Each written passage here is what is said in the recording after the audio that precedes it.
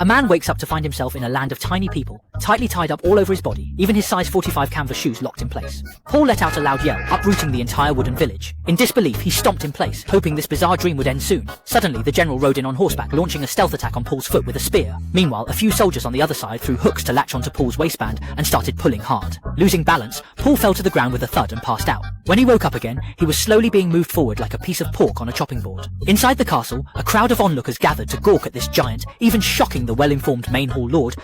The next day, Paul was taken to the fields, starting a daily routine of pulling ploughs by manpower. At this time, however, the castle faced an assassin's sneak attack. Seeing things turn dire, the general hurriedly redirected Paul back to the castle to help. Paul, now walking with an aloof gait, rushed quickly to the castle. The general ordered Paul to lie down, then jumped off and planned to rescue the princess alone, strictly forbidding his men from interfering. However, Karl, tired of the general's empty talk, firmly decided to unlock Paul's shackles and begged him to save the princess.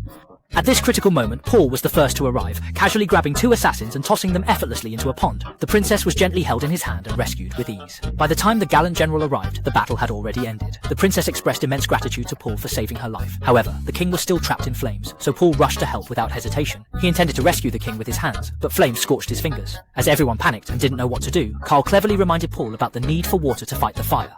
Upon hearing Karl's reasoning, Paul made a jaw-dropping decision. He pulled down his shorts and began urinating on the fiery inferno. Though a bit heated, it managed to save lives. At this moment, the always late general finally arrived, angrily scolding Paul to compose himself. Paul turned around and offered his last bit of strength to the general. From then on, Paul became a revered hero in the land of the tiny people.